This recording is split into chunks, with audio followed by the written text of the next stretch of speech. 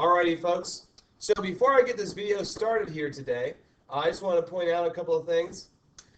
Your gas laws quiz will be this Friday, okay? This Friday. Now, yesterday we learned about Boyle's and Charles' law. Okay, so that was Tuesday. So, P1 B1 equals P2 V2, and V1 over T1 equals V2 over T2. Today we're going to learn about the combined gas law. And if you are in my regular chemistry course, this is all your quiz is going to have, okay? So this is for the regular quiz, okay? You honors folks, we are going to learn about the ideal gas law tomorrow, which is Thursday, and that will also make it to your quiz on Friday. So for you honors folks, you will include all of these guys. You regular folks, you only need to worry about Boyle's, Charles, and the combined gas law. So I just want to make sure we're really clear. That quiz will be on Friday. We will definitely do lots of practice in between now and then to make sure you're ready. But I wanted to make sure I put that note in here before this video officially starts. Okay, that's all I wanted to mention, and yeah. Hey there, what's up, folks? Mr. Pilcher here. So I got a little bit of the flu, maybe. Tested negative for COVID, all that good stuff. I was a little paranoid about getting other people sick. So I'm home today again. We are going to go ahead and continue, though, with our gas law stuff, adding on to Boyle's and Charles from yesterday. Before we get there, though, big announcement, okay? So tie-dye is next Wednesday, May 11th. Originally, we were going to do the 12th, but we moved it up due to some of the AP tests that people were taking. I know that some of you guys will still be gone on that day for another AP test, but it's going to be a lot less than the number of you guys that was going to be gone on May the 12th. So we will work something out. Don't you worry about that. We will get that all figured out next week especially. But there are two things you got to have by next Wednesday, okay? Two things. First, you need to have a 100% cotton, okay? 100% cotton. Not 98 and like 2% polyester or something. It's got to be 100% cotton, white t-shirt, okay? It's very important that you get those details correct. The way that we dye it here in chemistry, the dye that we use is, it works best with 100% in cotton. So much better than any other material. So we really want to make sure we get that 100% cotton. And you need one full roll, okay, of paper towels, okay? So a whole roll of paper towels and one 100% cotton white t-shirt by next Wednesday. Don't forget, I will email your parents here in the next couple of days probably. Tell them to check their emails. I'll definitely do it before this weekend, so that way they can go to the store over the weekend, have plenty of time to get you that shirt before you need it, okay? So do not forget, that's big. You don't want to be the one kid in chemistry who doesn't have a sweet tie-dye shirt when everyone wears them. We're talking hundreds of people in the school will all wear them on the same day here later in May. So don't forget.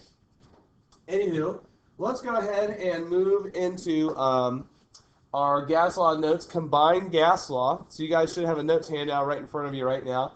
You'll for sure need a calculator to do these notes and the worksheet that follows right after it. Very similar feel to yesterday.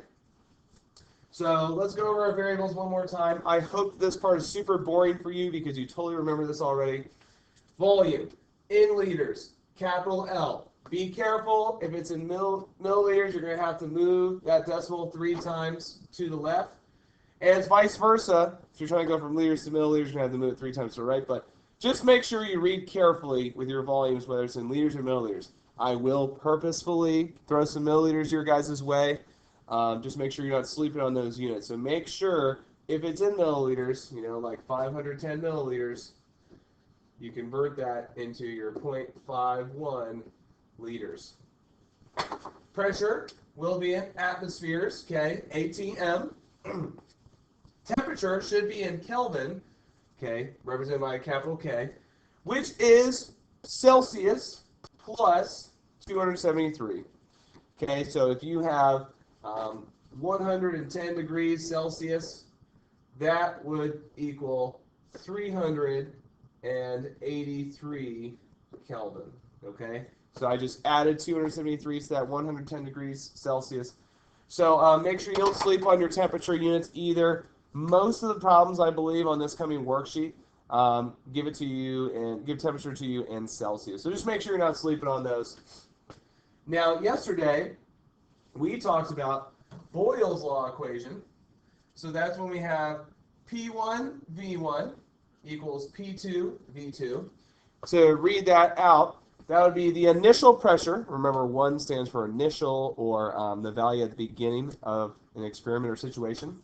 So the initial pressure times the initial volume equals the final pressure, remember 2 means final, times the final volume, okay? And we saw that these two have an inverse relationship. So as pressure goes down, as you squeeze the gas less, its volume will go up, it will expand on you, and vice versa. As you increase pressure, as you squeeze the gas more, its volume will go down, okay?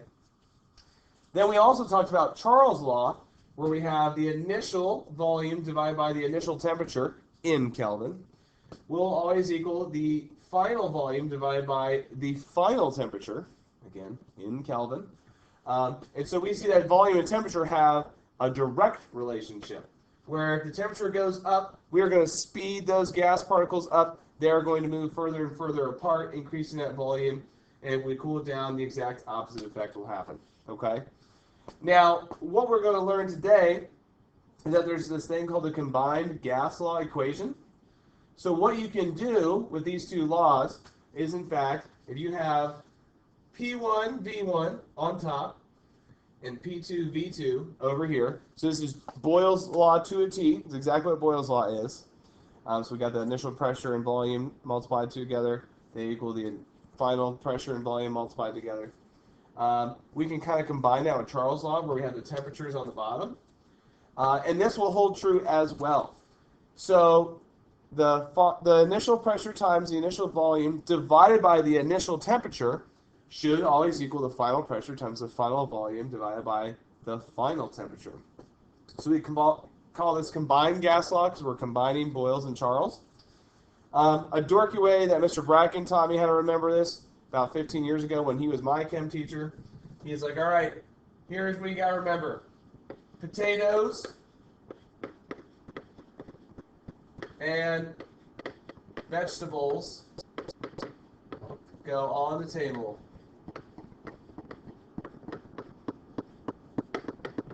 Okay? In other words, which is really dorky, I know it. I'm sure a lot of you guys are shaking your heads right now, especially in my 4th, 5th period. So pressure, volume are on top of your T temperature. Potatoes and vegetables go on the table, baby. Oh yeah. Just wait till we get to other laws down the road here. I have even dorkier ways to remember them. Now, we have this idea called STP. We've talked about this briefly before. But STP, that stands for standard temperature and pressure. Standard temperature and pressure. So there are certain conditions that we consider standard or normal when we're doing gas law calculations. So you'll see, like, this gas at STP, and that assumes a couple of numbers. It assumes that the temperature is 273 degrees Kelvin, okay, which is really the same thing as 0 degrees Celsius. Now, obviously, you always have to convert it to Kelvin, but standard temperature is 0 degrees Celsius, or 273 degrees Kelvin. And standard pressure is going to be exactly 1 atmosphere, which is the pressure that people experience when they are exactly at sea level. Okay? So from now on, when you see the phrasing in a problem where it's like at STP in some fashion, it's assuming that you know that that means the temperature is 273 Kelvin and that the pressure is 1 atmosphere. Okay? And so, I even have a little line like that. Yeah, at STP conditions. So that is what we're looking for there. Substitute, if you wouldn't mind, go ahead and pause the video now so that you can hand out the worksheet that goes along with this. And then I'm going to go over a couple of problems, kids, and you guys can get cooking after that. Okay, so the video is just paused, and now it's playing again as this worksheet was passed out. So up at the top here, there's some basic info that you guys can fill out if you want to, like, this combined gas law equation that we just talked about. That's really just a recap of your notes. You can do that if you find that helpful. That's totally up to you. Let's go ahead and dive into some actual practice problems here. Okay. Now, notice how I have these set up. As I've always emphasized to you guys when we're doing math problems in this class, organization is the key to victory. So, especially with these earlier problems in gas laws, I'm going to have a little spot set aside for all of my variables so I can organize them in a nice, neat little areas before I do any calculations. Okay, so it says a sample of neon gas has a volume of 283 liters at 25 degrees Celsius at 0.5 atmospheres. What will the volume be? Okay, so it looks like I'm looking for V2 at 100 degrees Celsius and 1 atmosphere. Okay, well, I'm going to go ahead and start filling in my variables. So I've got 0.50 ATMs originally. That pairs up with 283 liters. My temperature originally is 25 degrees Celsius, but we need to convert that to Kelvin. So if we add 273 there, that should come out to be 298 Kelvin. My second pressure is listed as just 1 atmosphere.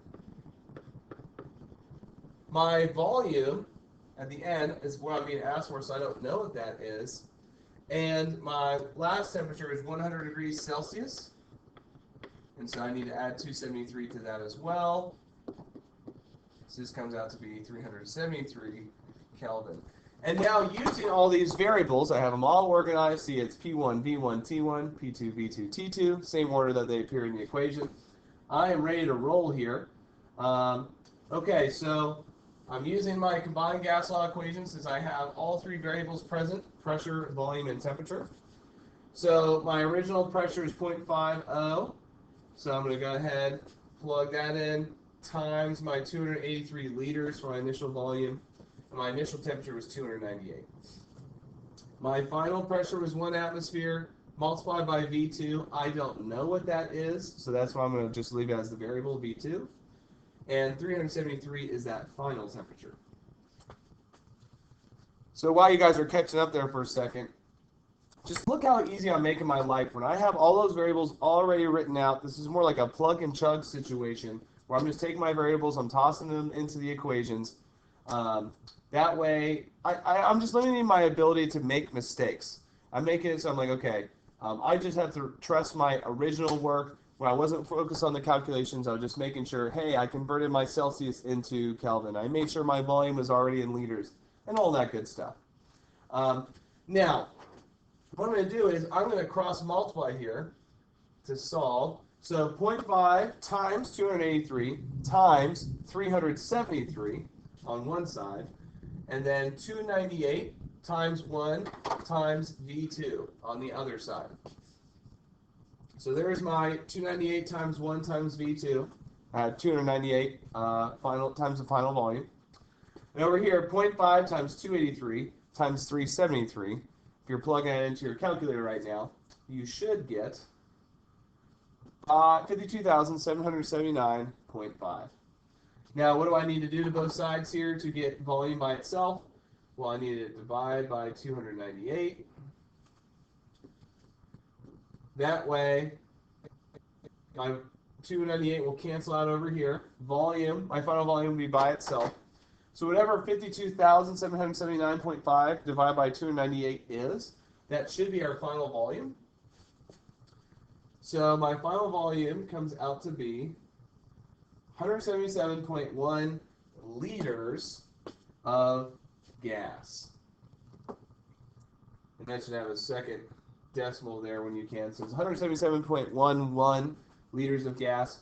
Obviously, I'm a model student, so I am boxing that puppy up. That way, Mr. Pilcher knows what I want him to grade. So there we go. Now let's go ahead and try another one here. If I scroll down, I'm looking at number 2. Notice I have my same setup all over again. A sample of helium has an initial volume of 3,000 milliliters when the pressure is 500 atmospheres. What volume does the gas occupy if it is changed to a pressure of 300 atmospheres? Okay, so there are a couple of things going on here. First of all, I'm not even going to give future me a chance to goof up my units. I see milliliters, like, haha, I don't think so. That's really 3 liters there for that initial volume. Nice try, Mr. Pilcher. Another thing I'm noticing here, though, is I don't have all 3 of my variables, my P, V, and T.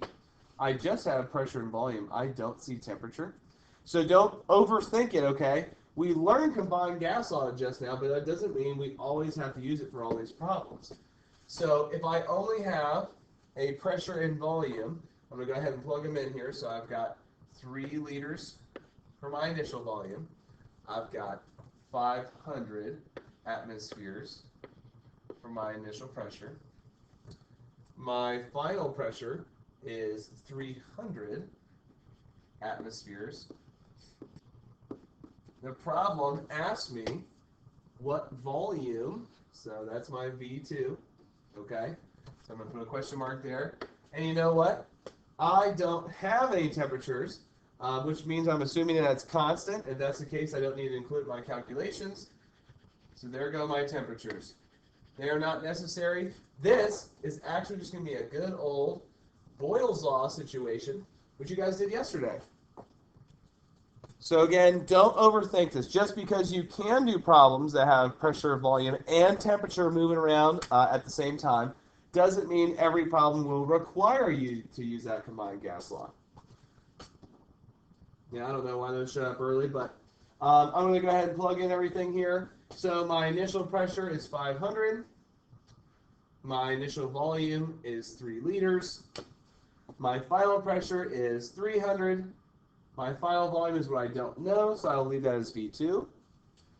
So then what I need to do is I need to get volume by itself. The opposite of multiplying by 300 would be to divide by 300. So what I'm going to do is I'm going to plug in my calculator, 500 times 3 divided by 300, and that should tell me, since these 300s cancel out over here, what my final volume is. So if I plug that in, final volume equals 5.0 liters. It does happen to be 5 liters on the dot. So if you really just left it as 5, that would be fine. Some of you guys really need to put that 5.00, which is fine with me. But yes, there goes my box. I'm a model student. Loving it. Why don't we try one more problem here, and then I'll let you guys work independently. Here we go. You are given a sample of 4.0 liters of gas, which is at STP. Okay, so this is the first time we're seeing that STP in one of these problems. What will be the final volume of the gas at 2.0 atmospheres of pressure and 30 degrees Celsius? Okay, so you're going to have to use a lot of skills to get this one correct. So first of all, STP, what does that mean? Well, that tells us that, hey, that initial pressure must be 1 atmosphere, and that initial temperature must be 0 degrees Celsius, aka 273 degrees Kelvin. So I'll plug those in over here. I got my 1 ATM. I've got my 273 Kelvin. What was my initial volume? It says 4.0. My final pressure, I'm seeing 2.0 atmospheres. For that final temperature, I'm seeing, let's see, 30 degrees Celsius. So if I do my 30 degrees Celsius, add 273 to it, okay, that comes out to be 303. Oh, I forgot there was 3 there. Whoopsie. That comes out to be 303. Mr. Pilcher couldn't add there for a second. So to give myself a little bit more room here, I'll go ahead and erase that. There we go. So you've got 303 for that final temp. And I don't see a final volume. Okay, that makes sense because it says, what will the final volume be? That means V2 is what I don't know. Okay. Because I have all three variables represented again here, I am using my combined gas law that we just learned. Okay. P1 V1 over T1 equals P2 V2 over T2. Potatoes and vegetables go on that table, baby. My initial pressure is 1. My initial volume is 4. My initial temperature is 273. And I'm just reading off my little organized chart there on the right. Love and life. My final pressure is 2. My final volume, I don't know. I'm just going to leave that as V2. I don't know what that is. So I'm not going to worry about that for now. And my final temperature, 303. Well, I'm going to go ahead and cross multiply here. So 1 times 4 times 303 on the one side. That comes out to be 1212. And 273 times 2 times V2 on the other side comes out to be 546 times the final volume, that V2. What is the opposite of multiplying by 546? That would be dividing by 546. So there we go. So these cancel out. So my final volume will be whatever 1212 divided by 546 is. That comes out to be 2.22 liters. Keeping those 2 decimals when they're there. Boom, there goes the box. And I'm ready to roll.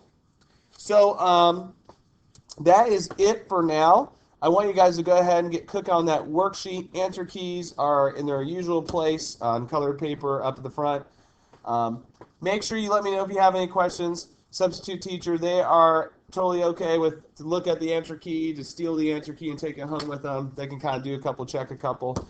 And feel free to work with whoever their students, as long as you're quiet. You can kind of do whatever you need to do to knock out this worksheet. All right, folks, I'll see you next time. See ya.